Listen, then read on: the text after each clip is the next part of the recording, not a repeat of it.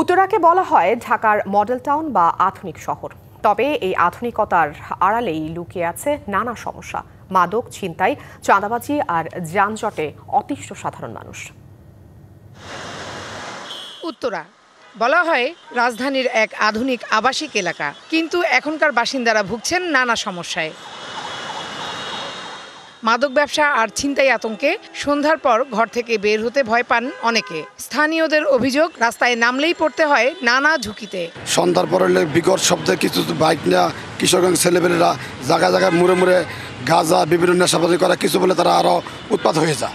আবাসিক এলাকার সেক্টরের গেটগুলো বন্ধ থাকার কারণে অনেক রাস্তা ঘুরে যেতে হয়, এই কারণে অনেক পথচারীরা জনদুর্ভোগের শিকার হচ্ছেন। অন্যদিকে ফুটপাত দখলে হকারদের। শুধু তাই নয়, অনেক সড়কে দোকান বসিয়েছেন কেউ কেউ। এতে যেমন বাড়ছে যানজট, তেমনি ভোগান্তির শেষ নেই পথচারীদের। সাধারণ মানুষের হাঁটার জায়গাগুলোকে ফুটপাত দিয়ে দখল করে রাখা হয়েছে। বিভিন্নভাবে মার্কেটের সামনে বা জনবহুল এলাকাগুলায় প্রচুর হকার বসে গেছে, কোনো প্ল্যান ওয়াইজ কোনো কিছু এখানে করা হয়নি। চলছে চাঁদাবাজিও। এসব সমস্যার কারণে দিন দিন অসহনীয় হয়ে উঠছে বাসিন্দাদের জীবনযাপন। আর কিছু নীরব চাঁদাবাজি হচ্ছে, কিছু নীরব চাঁদাবাজি কিশোর গ্যাং আছে, আর উত্তর খান, দক্ষিণ খান, এই সমস্ত এলাকাতে রাস্তাঘাটে এমন বেহাল দশাল অবস্থা।